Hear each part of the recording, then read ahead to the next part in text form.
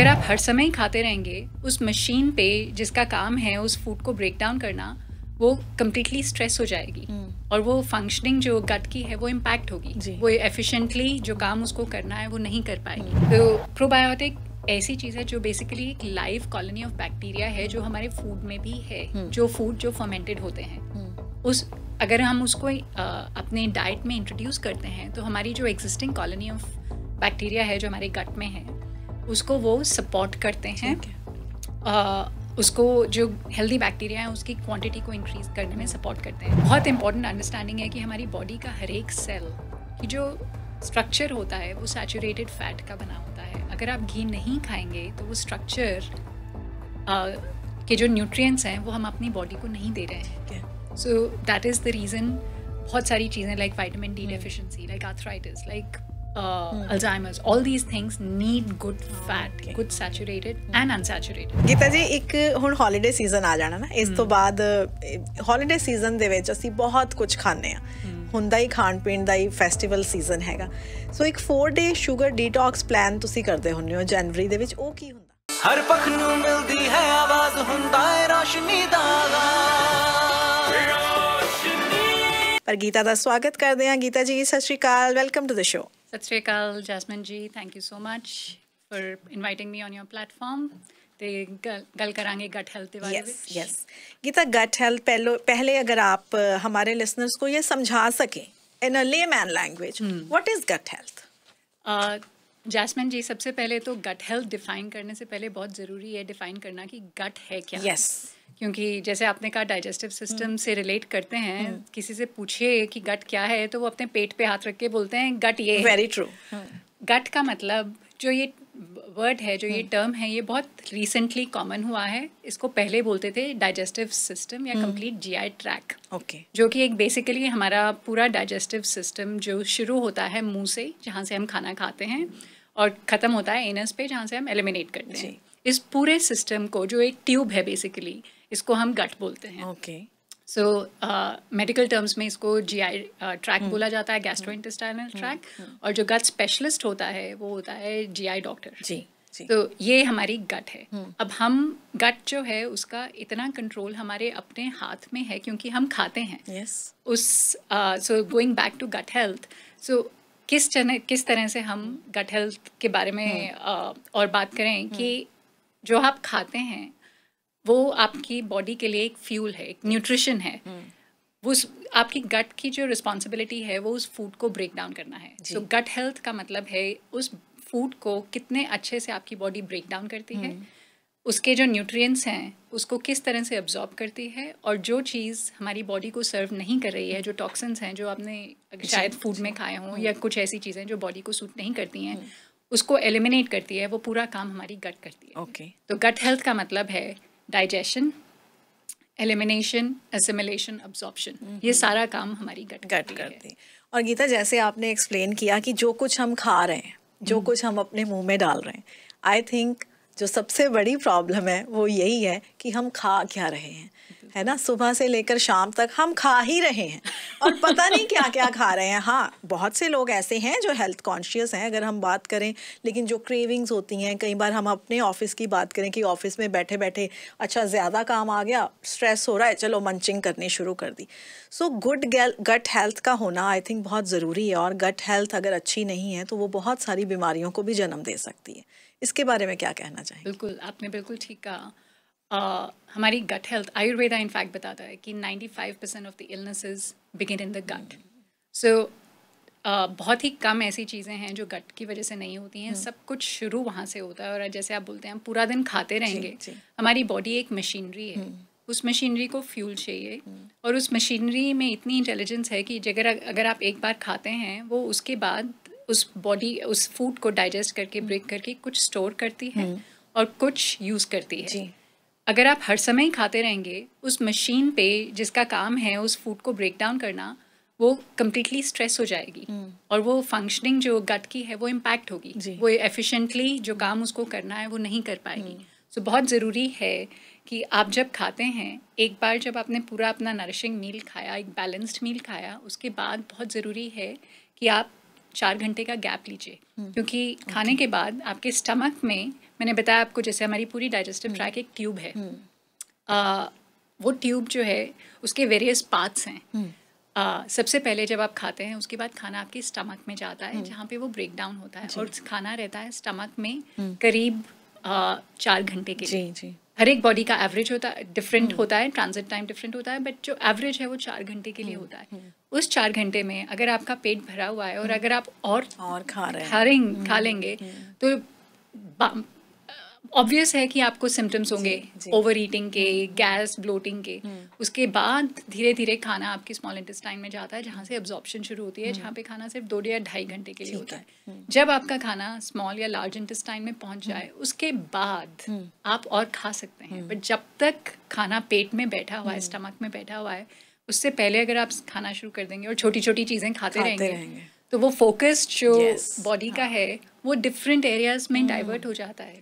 Gita, cravings दी आप गल की थी ना, क्रेविंग सबसे जो कहते हैं ना एक सबसे बड़ा कल्प्रिट है कि हमने खाना है, कोई कुछ क्रेविंग हो रही है, खाना खा लिया, पता भी है कि पेट भर गया, लेकिन मीठे की क्रेविंग हो रही है। लंच कर लिया, अब इसके बाद चाय की क्रेविंग हो रही है, चाय का कप हाथ में आया तो चलो 2 कुकीज़ हो जाएं, उसमें क्या जाता है, 2 तो हम खा ही सकते हैं। सारी प्रॉब्लम्स ही क्रेविंग की है। हमें बताएं कि क्यों होती हैं ये क्रेविंग्स। एक तो क्रेविंग्स के मल्टीपल रीजंस हैं। Food deficiencies, nutrient deficiencies basically create cravings, पर न्यूट्रिएंट डेफिशिएंसीज तो बहुत आगे लेवल पे हो जाती हैं। जो बेसिक क्रेविंग्स जो हैं कि हमको हर थोड़ी देर के बाद भूख लगनी शुरू हो जाती है कि कुछ खाने का मन करता है, उसका बेसिक रीज़न है हमारा ब्लड शुगर इम्बैलेंस। सो जब हम खाते हैं और उसके बाद जो फूड है वो ब्रेक डाउन होके उसके बाद शुगर में कन्वर्ट होता है, और जो शुगर जो है स्पेशली आजकल क्या हो रहा है कि रिफाइंड प्रोडक्ट्स इतनी हैं, प्रोसेस्ड फूड्स इतने हैं, तो वो जो रिफाइंड शुगर जो है जो प्रोसेस्ड इंडस्ट्री यूज़ कर रही है और जो जिस चीज़ को खाने की हमको आदत हो गई है, वो एक ओपियोइड की तरह इम्पैक्ट क्रिएट कर रही है हमारे ब्रेन में। ओपियोइड मतलब डोपामीन सेंटर्स, मतलब प्लेजर सेंटर्स को ट्रिगर करती है, और एकदम से आपकी ब्लड शुगर जो है वो स्पाइक करेगी। ठीक है, वो स्पाइक करेगी तो आपको बहुत हैप्पीनेस या फील सेटिस्फाइड, वो सेटिस्फैक्शन की फीलिंग आती है। और जब जो चीज़ बहुत जल्दी ऊपर जाती है वो जो बहुत जल्दी नीचे भी आती है। वो जैसे ही नीचे आएगी you will feel out of balance एकदम से, and you will start craving again, क्योंकि वो नीचे आ गई है। So again you will want to put something in your mouth, you will want to get something, and so plus mostly क्या हो रहा है, हम लोगों को ऐसी ओपियोइड ऐसी आदत हो गई है प्रोसेस्ड इंडस्ट्री की कि वो चिप्स का पैकेट खोला या फिर वो कुकीज़ का पैकेट खोला, वो बहुत टेस्टी था, वो जो भी है बार बार उसी के लिए हम रीच करते हैं, एंड वी काइंड ऑफ जो हमारे 2 हार्मोन्स होते हैं बॉडी में, ग्रेलिन और लेप्टिन। ग्रेलिन हमको भूख क्रिएट कराता है और लेप्टिन हमको सैटिस्फैक्शन क्रिएट देता है कि हम सेटिस्फैक्शन जो क्रिएट करता है। ये हार्मोन्स का जो बैलेंस है हम वो स्पॉइल कर देते हैं, एंड आफ्टर दैट हमको पता ही नहीं चलता कि कब हमको भूख लग रही है और कब हमको नहीं खाना है। So that is the reason why it's all related to blood sugar imbalances that we have created using food. ये तो बात हुई कि क्रेविंग्स होती क्यों हैं, अब हो तो रही हैं क्योंकि ये इम्बैलेंस हमने क्रिएट कर लिया अपनी बॉडी में। फिर इनको कैसे ट्रीट किया, कैसे इनको हम हटा सकते हैं कि क्रेविंग्स ना हो? देखिए, सबसे अच्छा सोल्यूशन है प्रोसेस्ड फूड खाना बंद कर दीजिए। सबसे पहली चीज़ तो ये है कि जिस चीज़ में रिफाइंड शुगर डला हुआ है या जो भी प्रोसेस्ड फूड बना हुआ है या जिसमें भी रिफाइंड चीज़ें डली हुई हैं उसको तो बिल्कुल अपनी डाइट से एलिमिनेट कर दीजिए जहाँ तक हो सकता है। उसके बाद ऐसी चीज़ खाइए जो होल फूड है, जिसमें फाइबर है, जिसमें फैट है, जिसमें प्रोटीन है, ताकि आपका ब्लड शुगर जो है वो स्लोली रिलीज हो और वो स्पाइक ना हो। और ये करने के लिए एकदम से कभी भी कोई मैजिक पिल नहीं होती है, इसको करने के लिए टाइम लगता है, धीरे धीरे धीरे धीरे। एंड प्लस क्रेविंग होगी तो आप पहले क्या रीच आउट करेंगे? अगर आपको मीठे की क्रेविंग हो रही है तो instead of picking up a cookie, pick up some raspberries, एक कुछ स्वीट फ्रूट खा लीजिए, कोई ऐसी चीज़ जो होल फूड है, जो नेचर में बनी हुई है, पहले उसको कीजिए। धीरे धीरे ऐसा भी पॉइंट आता है जहाँ हम 3 या 4 दिन के लिए बिल्कुल शुगर एलिमिनेट कर दें, ठीक है, ताकि आपकी बॉडी रीसेट कर सके इन सेंटर्स को, डोपामीन सेंटर्स को। इवन जैसे आप देखते हैं आजकल का, इनफैक्ट यूथ ही नहीं, सारे ही हम सब फोन्स पे स्क्रॉल करते रहते हैं, वो भी बेसिकली एक तरह का डोपामीन बूस्ट ही है. इट ट्रिगर्स डोपामीन, वो प्लेजर सेंटर्स को बूस्ट करता है. तो उसका क्या तरीका है कि आप फ़ोन उठा के रख दीजिए 2 घंटे के लिए या 2 दिन के लिए या 2 हफ्ते के लिए, to get a detox from that and get your brain to reset. So it's exactly the same. कोई फ़र्क नहीं है. आप एलिमिनेट करिए उन चीज़ों को, अपनी डाइट, अपनी लाइफस्टाइल को मॉडिफाई करिए. और दूसरी सबसे बड़ी चीज़ जो है, बी माइंडफुल. आपका इंटेंट क्या है किस चीज़ को करने के लिए, आप क्यों करना चाहते हैं. अगर आपकी मोटिवेशन है कि I want to reset, I want because it impacts my body in a certain way and I want my body कि वो हेल्दी गट, हेल्दी बॉडी चाहिए, तो वो मोटिवेशन रहेगा, वो आप कर पाएंगे. यस. गीता, हम थोड़ी सी बात करें प्रोबायोटिक्स की. आजकल जिसके साथ भी बात करो ना, प्रोबायोटिक्स का जिक्र ज़रूर आता है कि हम प्रोबायोटिक्स खा रहे हैं. और बहुत सी चीज़ें जब हम ग्रॉसरी लेने भी जाते हैं, एक्चुअली चेक करते हैं हम कि इस पे लिखा है प्रोबायोटिक, चाहे वो हम योगर्ट ले रहे हैं या हम वो एक कैफीर की लस्सी टाइप आती है वो ले रहे हैं, कि हम ये ले लें, शॉर्ट्स आते हैं. क्या रोल है प्रोबायोटिक्स का और किस तरह से हम ये इनटेक अपनी बढ़ा सकते हैं? अगेन जैस्मिन जी, पहले बिफोर हम उस तरफ जाएं कि प्रोबायोटिक्स क्यों ज़रूरत है, लेट्स डिफाइन प्रोबायोटिक्स है क्या. जस्ट द वर्ड इटसेल्फ, हम सब एंटीबायोटिक्स तो हमको पता है. यस. कि कोई इन्फेक्शन हो जाए तो हम एंटीबायोटिक्स लेते हैं. तो बिल्कुल उसका opposite, probiotics is something which allows, जो भी हमारे in fact going back to it, जो हमारे गट में बहुत एक मेजर रोल जो है वो है एक कॉलोनी ऑफ बैक्टीरिया है, ठीक है, जिसको हम माइक्रोबायोम बोलते हैं. इनफैक्ट वो पूरी हमारी बॉडी में है, हमारी स्किन पे है, हमारी आइज़ में है, हमारे नोज़ में है, हमारे माउथ में है. इनफैक्ट ओरल माइक्रोबायोम का बहुत ज़्यादा रिसर्च आ रहा है. तो वैसे ही एक बहुत बड़ा कॉलोनी ऑफ बैक्टीरिया है जो हमारी बॉडी गट में है, बॉडी में है, लार्ज इंटेस्टाइन में है, जिसके साथ हमारा बहुत ही एक सिम्बायोटिक रिलेशनशिप है. ये जो ऑर्गेनिजम्स हैं, जो बैक्टीरिया हैं, ये हमारी ह्यूमन बीइंग की एवोल्यूशन से पहले के हैं. इनको इवॉल्व होना, इनको पता है कि कैसे सरवाइव करना है इस प्लैनेट पे, कैसे जो हम खाते हैं फूड उसको कैसे एनर्जी में कन्वर्ट करना है. और तो ये स्पेसिफिक स्ट्रेन्स हैं बैक्टीरिया के जो हमारी ह्यूमन बीइंग्स के साथ इवॉल्व हुए हैं ताकि हम ह्यूमन बीइंग्स फंक्शन कर सकें. सो ये जो कॉलोनी है इसको प्रोबायोटिक्स बोलते हैं. तो प्रोबायोटिक ऐसी चीज़ है जो बेसिकली एक लाइव कॉलोनी ऑफ बैक्टीरिया है जो हमारे फूड में भी है. जो फर्मेंटेड होते हैं, अगर हम उसको अपने डाइट में इंट्रोड्यूस करते हैं तो हमारी जो एग्जिस्टिंग कॉलोनी ऑफ बैक्टीरिया है जो हमारे गट में है उसको वो सपोर्ट करते हैं. उसको जो हेल्दी बैक्टीरिया है उसकी क्वांटिटी को इंक्रीज करने में सपोर्ट करते हैं. पर वो कभी अंदर रहते नहीं हैं, हम एलिमिनेट कर देते हैं उनको, बट वो एक एनवायरनमेंट क्रिएट करते हैं जिसको सपोर्ट कर सकें. तो ये है प्रोबायोटिक्स. इसका सबसे बड़ा फंक्शन, प्रोबायोटिक्स का सबसे बड़ा फंक्शन है हमारी इम्यूनिटी में. हमारे जो इम्यून सेल्स हैं बॉडी के, उसको जो इंटेलिजेंस देते हैं वो ये बैक्टीरिया देते हैं कि क्या चीज़ हमारी बॉडी के लिए हार्मफुल है और क्या चीज़ नुकसान करती है. वो इंटेलिजेंस ये प्रोबायोटिक्स देते हैं हमको. हमारी बॉडी के अंदर जब हम खाते हैं, जो न्यूट्रिएंट्स होते हैं उसको मेटाबोलाइज करके उसको ऐसे न्यूट्रिएंट्स में कन्वर्ट करना, जैसे कि B12, विटामिन के, वो ये रोल प्रोबायोटिक्स करते हैं, ये बैक्टीरिया करते हैं.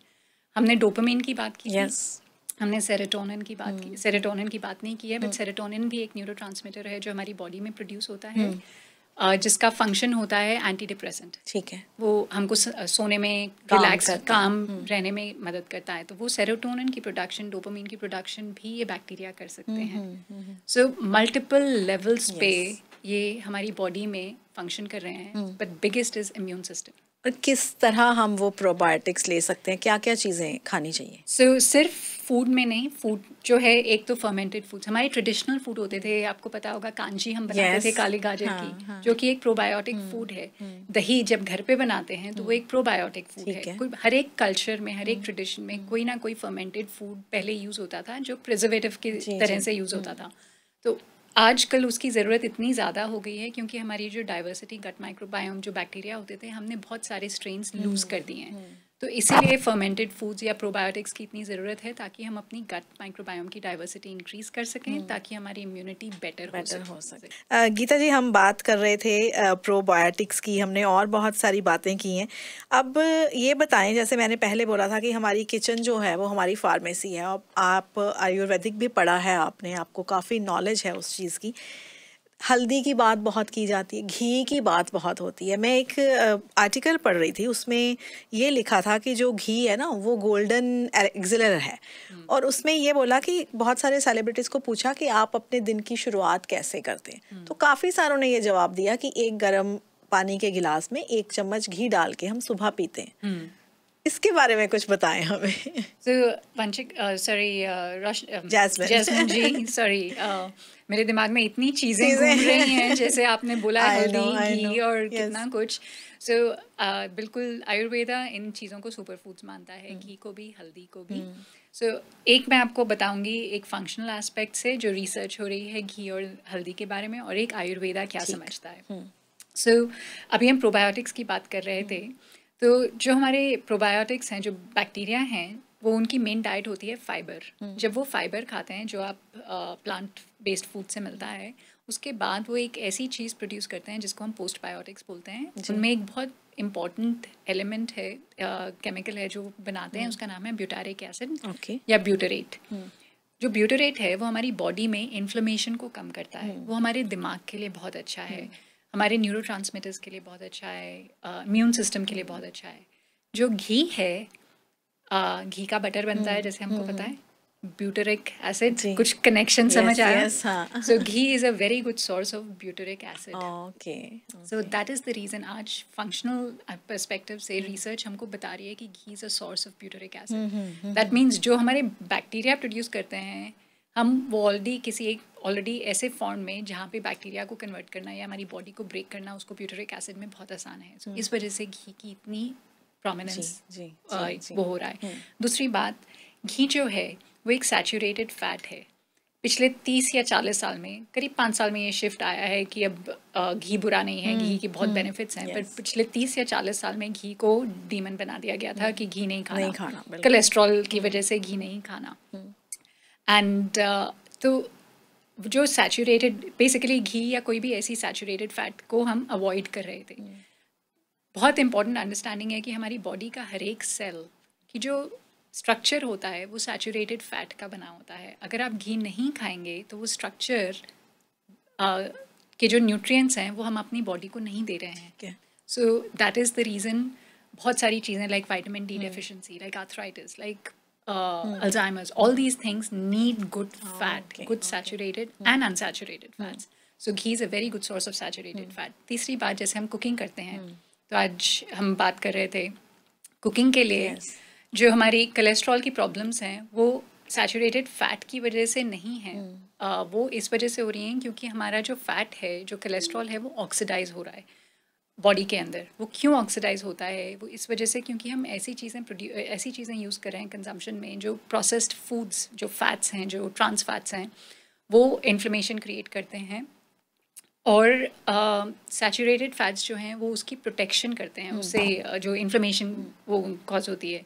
सो इट्स वेरी इंपॉर्टेंट, जब आप किसी भी घी या किसी भी तेल को अपने स्मोकिंग पॉइंट से ज़्यादा कुक करेंगे वो ऑक्सीडाइज हो जाता है। ऑक्सीडाइज मतलब वो बॉडी में डैमेज क्रिएट करता है। सैचुरेटेड फैट ऑक्सीडाइज नहीं होते हैं, मतलब उनके स्मोकिंग पॉइंट जो हैं वो बहुत हाई हैं। घी का जो स्मोकिंग पॉइंट होता है वो 500 डिग्रीज है। सो मतलब आप भूनेंगे, कुक करेंगे तो भी वो ऑक्सीडाइज नहीं होगा, वो बॉडी में डैमेज नहीं क्रिएट करेगा। So that is the reason ghee. और भी बहुत चीज़ें हैं जैसे कि फैट लॉस, लोग कीटोजेनिक डाइट्स पे हैं, लो कार्ब डाइट्स में हैं। सो टिपिकली अगर लोग इंटरमिटेंट फास्टिंग कर रहे हैं तो वो सुबह अपनी शुरुआत घी से इसलिए करते हैं क्योंकि वो चाहते हैं कि आपकी बॉडी फैट अडेप्टेड हो। मतलब first source of energy to the body is ghee, which is fat, which is a butyrate, good form of fat, so that आपकी बॉडी फैट अडेप्ट हो जाए, ताकि आप अगर खाना खाएं तो आपकी बॉडी फैट बर्न करे, एक्यूमुलेट ना करे। इस वजह से वो सुबह एक गिलास पानी दे विच थोड़ा जा घ्यो पा के सवेरे पी लेना चाहिए। But these are all trends, ऊपर आते हैं नीचे आते हैं। Ayurveda has always taught us from an Ayurvedic perspective घी जो है वो एक ऐसी चीज़ है, वो कैरियर की तरह से यूज़ होता है और किसी भी दवाई और किसी भी हर्ब्स किसी भी मेडिसिन को अपनी पूरी बॉडी के ईच एंड एवरी कॉर्नर तक ले जाने पहुंचाने के लिए ghee is a very good medium. So as I had said, in functional we say हर एक सेल का जो स्ट्रक्चर है उसके लिए घी हेल्प करता है. very interesting. So both of them are linked. Yes. And आज मॉडर्न साइंस वही बोल रही है जो आयुर्वेदा ने पहले बोला था. That's very true. Gita ji, एक ਹੁਣ हॉलीडे सीजन आ जाना ना, ਇਸ ਤੋਂ ਬਾਅਦ हॉलीडे सीजन ਦੇ ਵਿੱਚ ਅਸੀਂ ਬਹੁਤ ਕੁਝ ਖਾਂਦੇ ਆ, ਹੁੰਦਾ ਹੀ ਖਾਣ ਪੀਣ ਦਾ ਹੀ ਫੈਸਟੀਵਲ ਸੀਜ਼ਨ ਹੈਗਾ. ਸੋ ਇੱਕ 4-day ਸ਼ੂਗਰ ਡੀਟੌਕਸ ਪਲਾਨ ਤੁਸੀਂ ਕਰਦੇ ਹੁੰਦੇ ਹੋ ਜਨਵਰੀ ਦੇ ਵਿੱਚ, ਉਹ ਕੀ ਹੁੰਦਾ? जैस्मिन जी, टिपिकली हम लोगों की आदत है जब जैसे दिवाली निकली है या फिर कोई भी ऐसा सीज़न होता है जहाँ पे हम एक्यूमुलेट करते हैं ज़्यादा हमारी बॉडी को खा पी के कुछ ऐसी चीज़ें जो हमको सर्व नहीं करती हैं, तो उसके बाद बहुत ज़रूरी है कि हम अपनी बॉडी को अपॉर्चुनिटी दें कि वो फिर से रीसेट हो सके.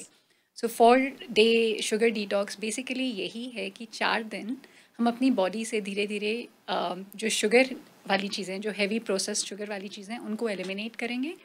और ये जो प्रोग्राम जो मैं बनाती हूँ वो बेसिकली हर एक इंसान को वहाँ पे शुरू करना है जहाँ पे वो हैं. ओके. इट्स कोई भी ऐसा वो चीज़ जो बॉडी को शॉक करे वो आपको अपनी हेल्थ के स्पेक्ट्रम से दूर ले जाती है. सो शॉक नहीं देंगे बट बहुत ही जेंटल वे से हम अपनी बॉडी को थोड़ा सा नरिश करेंगे. न्यूट्रिएंट इनटेक होल फूड्स की रखेंगे और शुगर वाली चीज़ें, प्रोसेस्ड फूड जो है वो एलिमिनेट करेंगे. ठीक है. और उसका ये होता है कि एक ग्रुप बन जाता है, एक कम्युनिटी बन जाती है. सो एक मोटिवेशन आ जाती है कि मेरे जैसे मैं अकेली नहीं हूँ, मेरे जैसे और भी हैं जो सारे उसी बोट में हैं जैसे मैं स्ट्रगल कर रही हूँ. सो वो मोटिवेशन की भी एक कम्युनिटी बना के to motivate each other. And बहुत सारे क्वेश्चंस जैसे आते हैं कि मैंने ये खाया बट ये हुआ, तो वो क्वेश्चंस भी उस कम्युनिटी में मैं आंसर करती हूँ. सो एक तरह से 4 दिन का हम detox programme, sugar detox programme, और जनवरी में है. दैट्स वेरी गुड थिंग कि नए साल की शुरुआत हम बहुत सारे रेजोल्यूशंस बनाते हैं. जी जी.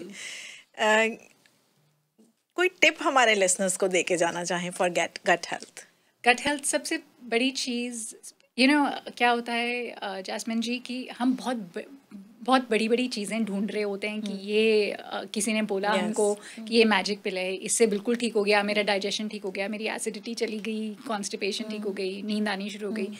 ऐसी कोई भी मैजिक पिल नहीं बनी है. बहुत बेसिक चीज़ें हैं जो हम भूल जाते हैं. जैसे हम बात कर रहे थे, पानी पीना, हाइड्रेशन बहुत ज़रूरी है. गट हेल्थ के लिए सबसे इम्पॉर्टेंट चीज़ जो मैं बोलूँगी, बैठ के जब आप खाना खाते हैं, बैठ के चू योर फूड, आराम से उस खाने के साथ कनेक्ट कीजिए. वो 15-20 मिनट सिर्फ खाने पे फोकस करिए, फ़ोन पे नहीं रहिए. Don't eat while you are driving. बहुत ज़रूरी है कि हम उस खाने के साथ कनेक्ट करें. That is a source of nourishment for the body. You connect with that food and calm down, sit in a sympathetic state. हम बोलते हैं उसको, बिल्कुल काम स्टेट में बैठ के अपना खाना खाइए, ताकि वो फूड जो अपनी पूरी बॉडी को न्यूट्रिएंट प्रोवाइड करता है, हमारी मशीनरी को फंक्शन करने में अलाउ करता है, वो काम कर सके. जी. सो सबसे सिंपल चीज़ है कि sit down, connect with the food, ईट, चू योर फूड. और क्या चीज़ें अपनी डाइट में शामिल करनी चाहिए अगर हम अपने घर से ही शुरुआत करते हैं, कि अगर हम ये सोचते हैं कि आज हमने ये शो सुना है, आज हमें हेल्दी खाना है, किन चीज़ों के साथ शुरुआत कर सकते हैं? सबसे पहले तो देखिए आप कितनी बार कोई बॉटल या पैकेट खोल रहे हैं खाने के लिए, और देखिए क्या चीज़ है आपकी डाइट में कि वो होल फूड है. होल फूड क्या होता है? जो नेचर ने दिया है, जिस तरह से खाना हमको नेचर ने दिया है वैसे ही उसको मिनिमली प्रोसेस, जैसे हम खाना घर पे बनाते हैं, कुक करते हैं, उसको प्रोसेसिंग ही बोलते हैं. सो उसको हम बोलते हैं minimally processed. So whole foods और मिनिमली प्रोसेस्ड शुड बी 80% आपका जो डाइट इनटेक है वो वहाँ से आना चाहिए. ठीक है. और बहुत लोग सुबह होते हैं कि हम जल्दी में थे, हमने प्रोटीन बार खोला सुबह और हमने वो खाया. उसकी बजाय एक एप्पल उठा लीजिए, उसके साथ थोड़े से बादाम ले लीजिए और ऑफिस जाते समय वो खा लीजिए. बिल्कुल. So this is where the difference has to be. So खुद ही देखना पड़ेगा कि हम क्या खा रहे हैं, उस चीज को हम किस चीज से स्विच कर सकते हैं. बिल्कुल. जी. देखिए कौन सा होल फूड है, जैसे मदर नेचर ने दिया है उसके क्लोज आ जाइए. प्रोसेस्ड फूड, पैकेट फूड खाने की बजाय अगर आपको खाना भी है उसमें फ्लेवर चाहिए तो हम हमारे कल्चर में इतना है चाट मसाला और कितनी चीज़ें हैं जो आप यूज़ कर सकते हैं to add flavour to enhance. That's very true. Actually कईयां ਨੂੰ फ्रूट खाण ਦੀ ਵੀ आदत नहीं ਹੁੰਦੀ, सो ਇਹ भी अच्छी टिप है कि चाट मसाला डाल के खाइए।